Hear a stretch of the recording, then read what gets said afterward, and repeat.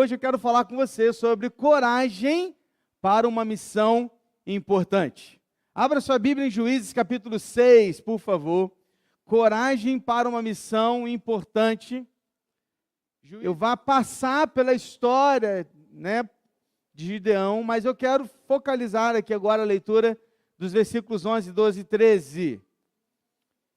E falaremos hoje sobre a coragem para uma missão importante. Juízes, que está depois de Josué, facilitou, certo? Amém? Estamos juntos? Como é gostoso ouvir os barulhos de folha de Bíblia assim, ó. Cara, eu amo isso, porque a tela do celular não ouve, né? Quando você procura assim o texto, não ouve, cara, né? Mas quando você ouve assim, cara, isso aqui é lindo. Músicas para os nossos ouvidos. Juízes 6, de 11 a 13.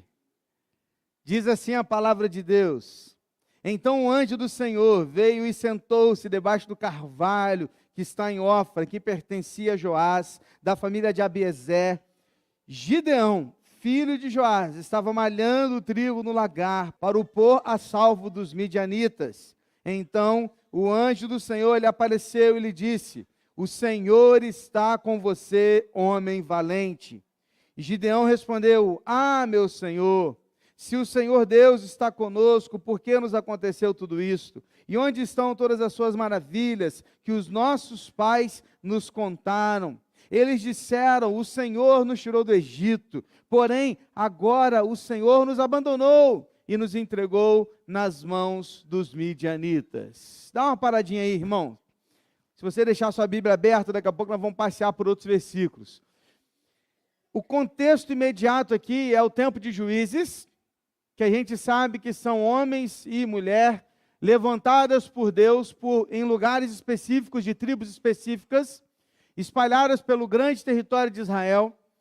Naquele tempo não havia rei, era um tempo em que nós chamamos da teocracia, Deus era o rei, mas o povo, por muitas vezes, se enfiava em situações difíceis de idolatria, invertendo os valores, envolvendo-se com povos dos quais não deveriam se envolver, e Deus então punia o povo de Deus através da opressão que vinha de outros povos ao redor, dentre eles os midianitas, que estão citados aqui nesse texto.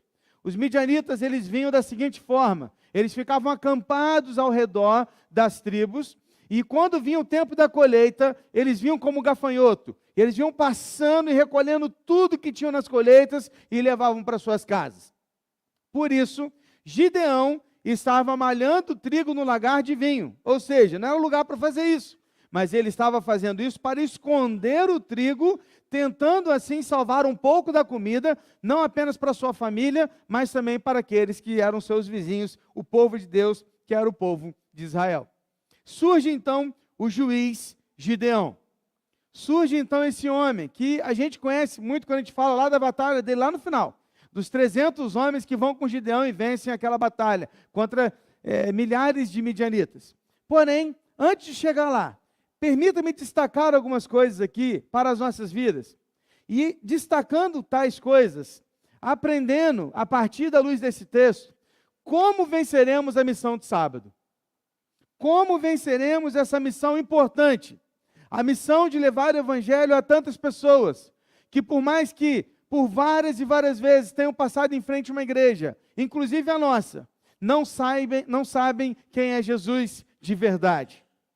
E a nossa intenção é, de alguma maneira, alcançar esses corações, a fim de que, mesmo que não seja naquele momento exato, mas que ela procure a igreja depois, que ela busque a igreja, e buscando a igreja, ela seja então trabalhada, lapidada, e o evangelho seja pregado com mais substância, a fim de que ela reconheça Cristo como Salvador da sua vida. Amém, irmãos? Então nós temos uma missão muito importante sábado. O que você e eu precisamos para esta missão? Primeira coisa que você precisa para essa missão, nós precisamos. Seja alguém de coragem e iniciativa. Guarda isso com você, querido. Você precisa ter coragem e iniciativa no trabalho de evangelismo do próximo sábado. Seja você que vai ficar aqui, plantado na igreja, trabalhando por aqui, dando apoio, oração e outras coisas mais. seja você que vai sair pelas ruas, seja você que vai ficar focado na quadra, eu não sei aonde você vai ficar. Se você vai ficar na cozinha, em outros lugares mais. Mas seja onde você estiver alocado para esse trabalho, você precisa ter coragem e iniciativa. Queridos, muitas vezes nós olhamos para Gideão e pensamos que Gideão era um covarde. Mas não, o próprio anjo o chama de homem valente. O fato dele estar malhando trigo no lagar, tentando salvar trigo dos midianitas, não é covardia. Pelo contrário, é coragem. Porque se ele fosse pego fazendo isso, seria executado pelos midianitas. Mas ele fazia aquilo para o quê? Para resgatar um tanto quanto de comida para os seus familiares. Gideão teve iniciativa e coragem. E geralmente, quando nós precisamos de iniciativa e coragem, é porque corremos alguns riscos. Meu irmão, minha irmã, sábado, você precisa tomar iniciativas que talvez você nunca tenha tomado antes. De ir a pessoas que você jamais imaginou que faria isso um dia. Numa época, inclusive, que as pessoas estão entregando santinhos de político. E muitos irão nos confundir, achando que estaremos ali, de alguma forma, fazendo propaganda política de alguém. Não, nós estaremos ali para ir contra toda a lógica, contra toda a situação, levar o Evangelho de Cristo às pessoas. Tem iniciativa para entrar em lugares que talvez você não entraria. Tem iniciativa de entregar folhetos a pessoas, talvez, que estejam te olhando de cara feia. Mas aquela pessoa, ela pode pegar aquele folheto, colocar no bolso, e aquilo pode transformar a vida dela. Tenha iniciativa e tenha coragem. Sabe por quê? Porque o trabalho não é seu, o trabalho é do Senhor. E Ele vai te dar coragem e iniciativa, independente do que acontecer. Tenha coragem e iniciativa no trabalho de sábado. Estamos juntos? Amém? Segunda coisa, o que nós precisamos para esse trabalho de sábado? Precisamos ser pessoas de corações abertos e intimidade com Deus. Você precisa de intimidade com Deus e de um coração aberto. Querido, perceba que Gideão rasgou o coração com Deus. Ele rasgou, ele falou assim, não, eu não posso ser homem valente, olha o que a gente está passando. Olha tudo que a gente está vivendo, o Senhor é poderoso. O Senhor tirou o povo do Egito. O Senhor tirou e fez grandes milagres. Agora, olha o que a gente está vivendo. Talvez essa conversa, num primeiro momento, possa parecer um pouco ríspida para você. E ao ler essa oração de Gideão, você pensa assim, como pode alguém falar assim com Deus? Né? O que ele está achando que ele é? Mas, querido, na verdade, Gideão, ele não está falando, brigando com Deus. Ele está rasgando o coração dele. Ele está colocando diante do Senhor um questionamento que ele tinha no seu íntimo. Dizendo, Senhor, eu não consigo entender por que a gente está passando por tudo isso. É lógico que ele sabia, porque ele estava no meio de um povo, como Isaías disse, de impuros lábios. E ele também era alguém assim. Ele sabia a causa daquilo, mas, naquele momento, ele clamava a Deus por misericórdia. Ele tinha intimidade com Deus, porque ninguém fala assim com Deus sem ter intimidade com Ele. Sabe o que nós precisamos? De intimidade com Deus e de coração aberto. Querido, não queira você achar que só chegar no sábado vai ser o trabalho da sua vida. Não, querido. Tudo que vem antes também importa. O seu tempo de oração, sua devocional, sua intimidade com Deus, a maneira como você trata com Deus, tudo que você está rasgando com Deus importa. Porque o que vai acontecer sábado, na verdade, é um resultado daquilo que já acontece no dia a dia na sua vida. Gideão nos ensina aqui, através da sua experiência, de que para ter coragem para enfrentar uma missão impossível, uma missão importante, uma missão difícil, nós precisamos de rasgar com Deus e ter intimidade com Ele. Porque na nossa jornada, o que mais importa não é o que Deus faz por você, mas é o quanto Ele se relaciona através de você. Ore muito por esse trabalho. Ore, ore e ore. Porque o que nós precisamos é de intimidade com Deus. Estamos juntos? Então você precisa de coragem e iniciativa, de coração aberto e intimidade com Deus. Vamos lá? Terceiro, tenha a palavra de Deus como base e guia para tudo que você for fazer. Ih, pastor, aí deu ruim, hein? Eu sou recém-convertido, sou novo na fé, estou batizando agora, fui batizado recentemente. Como é que eu vou ter a base da palavra de Deus? Querido, quando eu digo a palavra de Deus como base, Não importa o nível que você esteja, esse nível que você tem aí, tem que ser a base da palavra de Deus. E Deus sabe. E eu vou te fazer uma pergunta: Deus é soberano, sim ou não? Ele está cuidando de todas as coisas, sim ou não? Ele controla todas as coisas, sim ou não? Então Ele não vai te colocar numa situação da qual você não consegue resolver. Ele vai te colocar numa parte de um evangelismo que você vai conseguir resolver com a base que você tem da palavra. Mesmo que você só saiba falar, o Senhor é meu pastor e nada me faltará. Já é suficiente. Já é suficiente. Por quê? Porque a base para tudo que a gente vai fazer é a palavra de Deus. Perceba como Gideão conversou com Deus? Gideão não falou de coisas das quais ele havia vivido. Não. Ele falou de coisas das quais estava registrado nas Escrituras que ele conhecia. Gideão conhecia a palavra. Ele falou com Deus: o Senhor tirou o povo do Egito. O Senhor arrancou o povo de Israel do Egito. O Senhor fez milagres e maravilhas. Está escrito aí, ó, onde estão as maravilhas que os nossos pais nos contaram? A maneira deles conhecerem a palavra de Deus era por ditado também. Os pais contando aos filhos, porque não tinha livros como nós temos hoje, haviam poucas cópias. Então a maneira de se passar a palavra era através dos pais contando aos filhos. E ele diz: cadê as maravilhas que o Senhor fazia, o Senhor faz, porque o Senhor tirou o povo do Egito. Ou seja, Gideão conhecia a palavra de Deus. Gideão sabia como falar com Deus, porque ele tinha fundamento. E o fundamento para falar com Deus é a palavra de Deus. O fundamento para trabalhar para Deus é a palavra de Deus. O fundamento para agir a partir daquilo que Deus quer é a palavra de Deus. Querido, não tem sentido fazer qualquer outra coisa se não for por meio da palavra de Deus. A mesma palavra que foi suficiente para criar o mundo.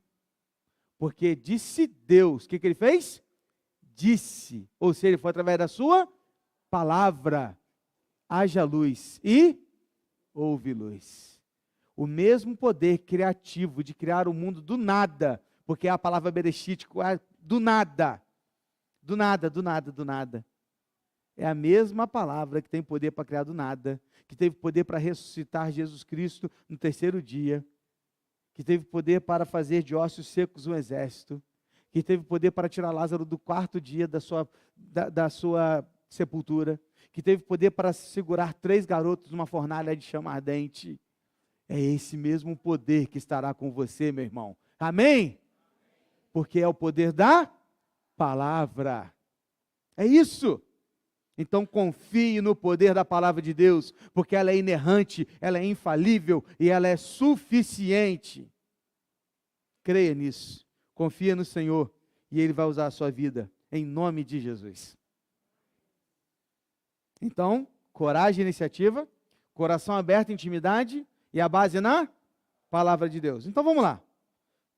Eu vou passar aqui, querido, não vai dar para contar a história de Gideão toda, precisaríamos de uma semana inteira para falar, mas eu quero ir com você para o versículo 25. Vai, pula para lá, se você está com a Bíblia aberta ainda. Versículo 25, capítulo 6. Naquela mesma noite, o Senhor disse a Gideão: leve o touro que pertence a seu pai, a saber, o segundo touro de 7 anos, e derrube o altar de Baal, que é do seu pai. Corte o poste da deusa de Azerá, que está junto do altar. No alto desse lugar fortificado, faça para o Senhor seu Deus um altar em camadas de pedra. Depois, pegue o segundo touro e ofereça-o em holocausto com a lenha do poste da deusa Azerá, que você irá cortar. Então, Gideão levou 10 homens dos seus servos, fez como o Senhor lhe havia falado, mas porque teve medo da casa do seu pai e dos homens daquela cidade, não o fez de dia, mas de noite. É isso mesmo que você acabou de ouvir.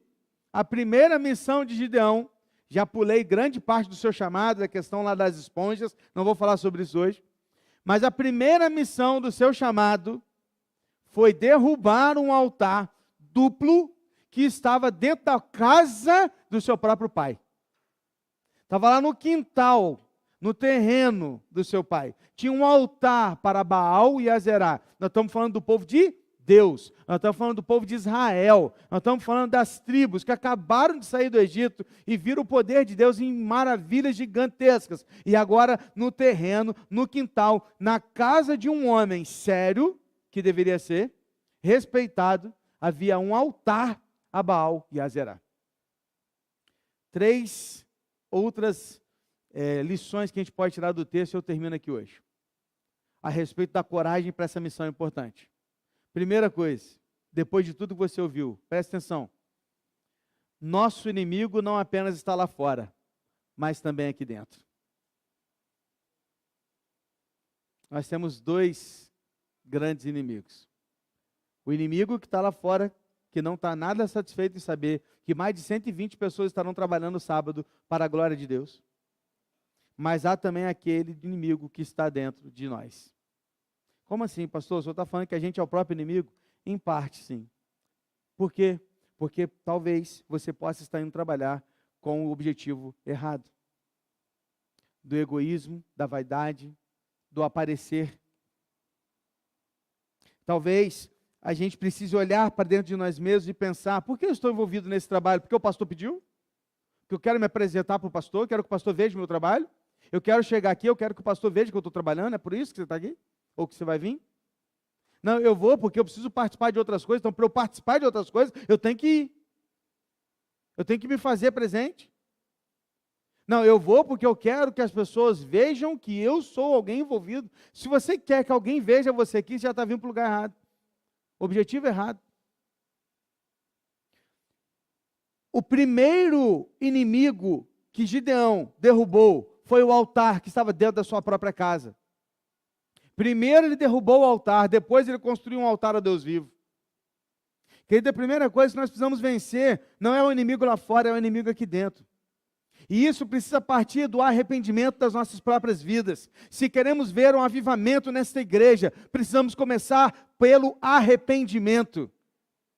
Derrubando os altares que estão nos nossos corações, que estão na nossa casa, não o altar do vizinho, porque apontar para o vizinho e falar do altar do outro é fácil. Difícil olhar para dentro de si e falar assim, esse aqui é eu que tenho que derrubar. E quantas vezes nós estamos olhando para o outro e apontando o dedo para o outro? E deveríamos estar falando assim, eu preciso mudar isso aqui, porque eu não estou legal nessa parada não. Eu estou envolvido nesse vício aqui que tem me corroído, que tem me tomado. Eu estou envolvido nessas práticas, eu estou envolvido nisso aqui, mesmo dentro da igreja, eu preciso mudar. Não pode ser essa motivação estar aqui, então a motivação tem que mudar. Porque cantamos agora que não há nada melhor que o nosso Deus. Uma igreja que quer servir e trabalhar para o verdadeiro Deus precisa arrepender-se. Precisa de coragem para olhar para dentro de si e derrubar aquilo que tem tomado o lugar de Deus. Nossos ídolos não são de barro, mas podem ser identificados. E há muitos deles. Nosso inimigo está tanto lá fora quanto aqui dentro. Precisamos entender isso. Precisamos mudar. Precisamos trabalhar para o Senhor. Mas não com os motivos errados. Com o motivo da glória de Deus. Estamos juntos? Amém, irmãos?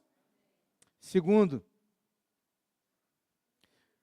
Juízes capítulo 7, versículo 2 e 3, o texto vai dizer assim, o Senhor disse a Gideão, é demais o povo que está com você, para eu entregar os midianitas nas suas mãos.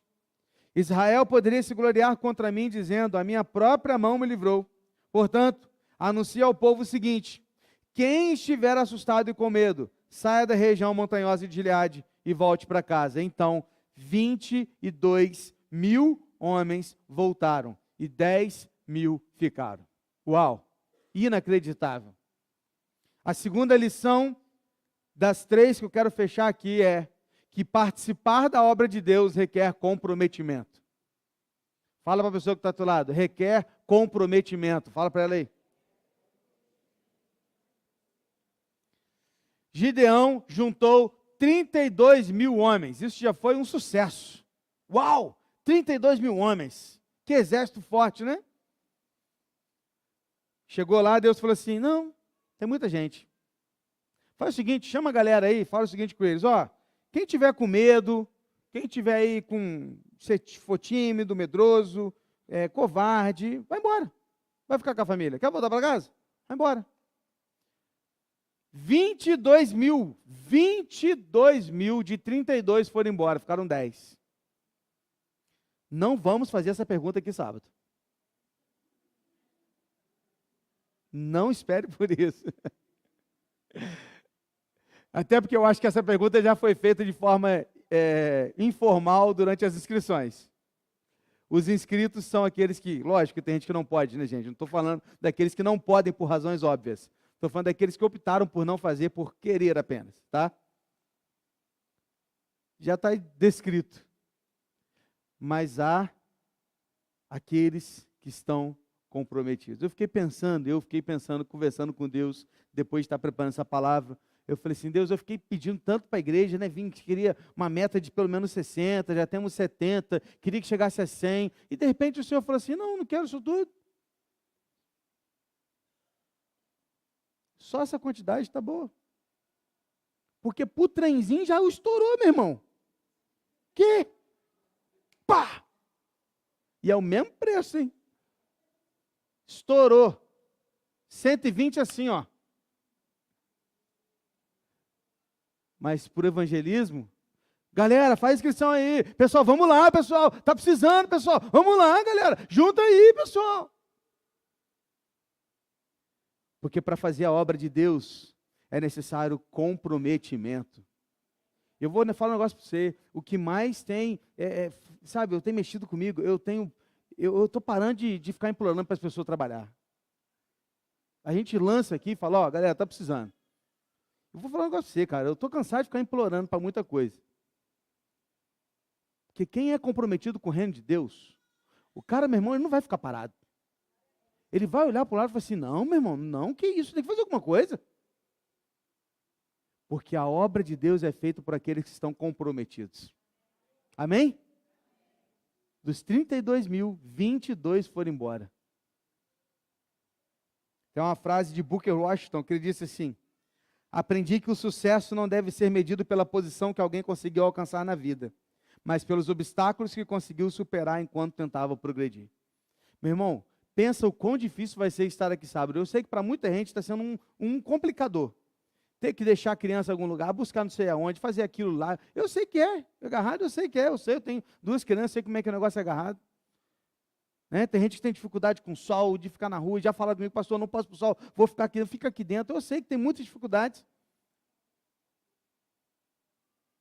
Tem gente que vai chegar aqui, vai querer comer aquela comida gostosa, vai ter azeitona no meio, e vai falar assim, nossa, azeitona. Vai ser uma dificuldade. Não vai ter azeitona, porque a minha equipe de cozinha me conhece. Ela me ama. Ah, fala, Deus. O que eu estou querendo te dizer, querido, é que sempre haverá obstáculos. Sempre haverá obstáculos. Mas aqueles que estão comprometidos com o Senhor não vão olhar para os obstáculos, mas vão olhar para a glória do Senhor, nosso Deus. E vão ter coragem para uma missão importante. Amém, irmãos? Terceiro e último lugar, não tenha medo, porque não é sobre nós. A vitória e a glória é toda do Senhor. Você pode falar comigo, a vitória e a glória é do Senhor? Vamos lá? A vitória e a glória é do Senhor. Depois do teste inusitado que Deus mandou Gideão fazer, como você bebe água, também não vamos fazer esse teste no bebedouro, mas Deus chamou Gideão e falou assim, agora o pessoal tomar água aí.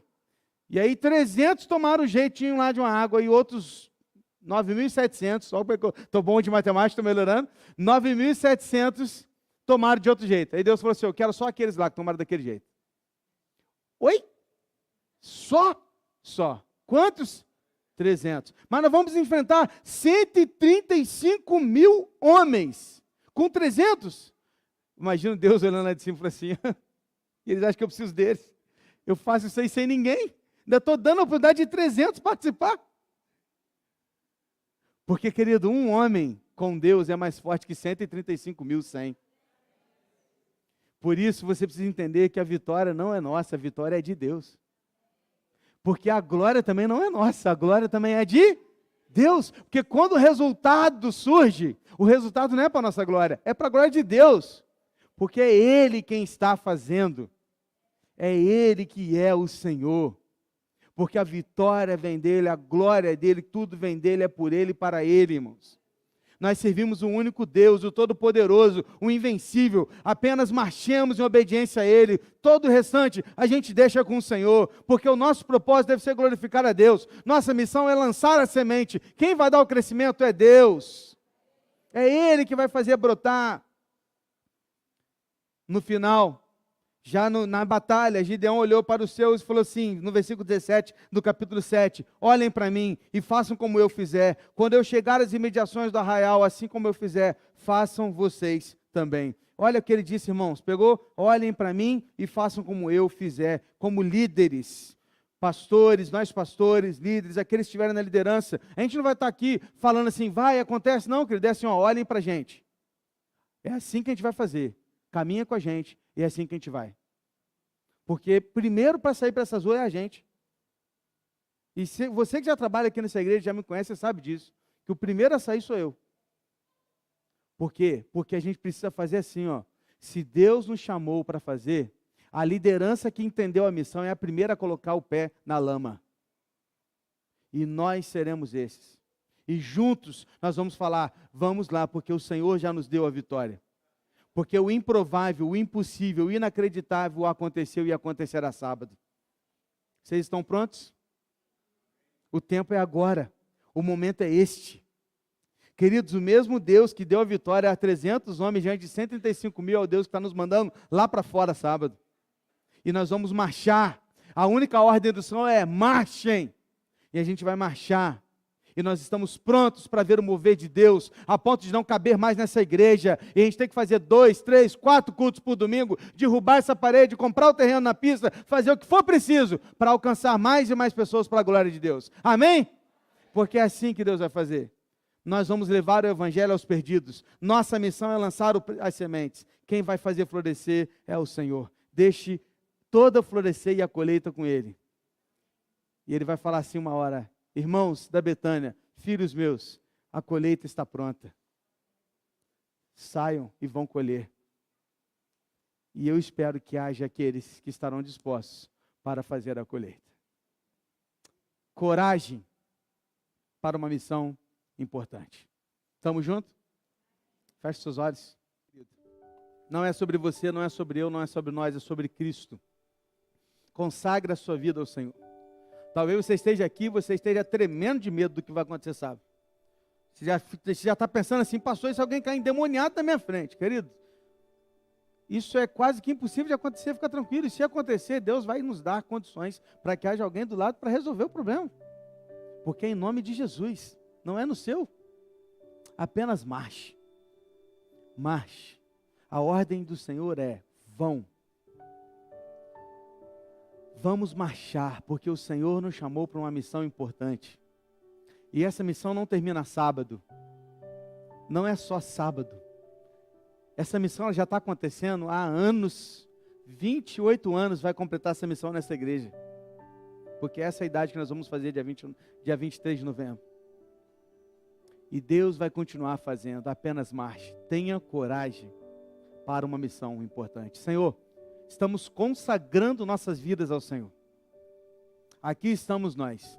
Como disse Isaías, eis-me aqui, envia-me a mim.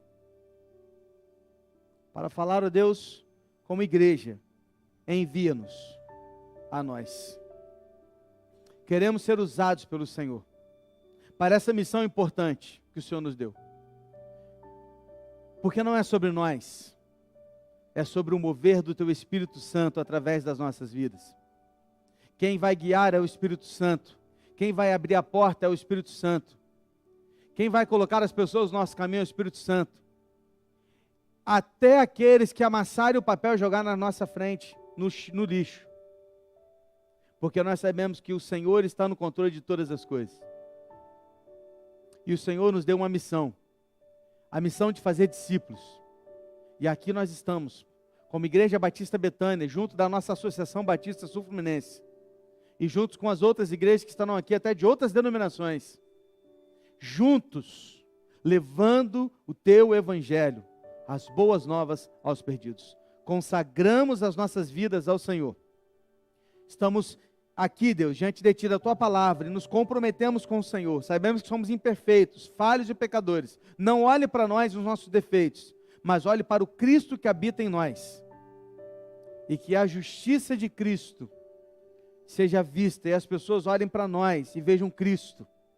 Que sejamos luz, sejamos um holofote apontando para Cristo, para que Ele, somente Ele, seja visto, adorado, glorificado, exaltado, porque só Jesus pode salvar alguém, só Jesus pode regenerar alguém, só Jesus pode justificar alguém. Então Deus usa as nossas vidas para que como instrumentos levemos Cristo às pessoas. Quero consagrar todos que aqui estão, e todos aqueles que não vieram por causa de outros compromissos, mas que no sábado, consagrados diante do Senhor, possamos fazer essa missão importante para a qual o Senhor nos chamou. É o que nós pedimos, é o que nós oramos, no nome precioso de Jesus. Amém, Senhor. Amém, queridos? Vamos.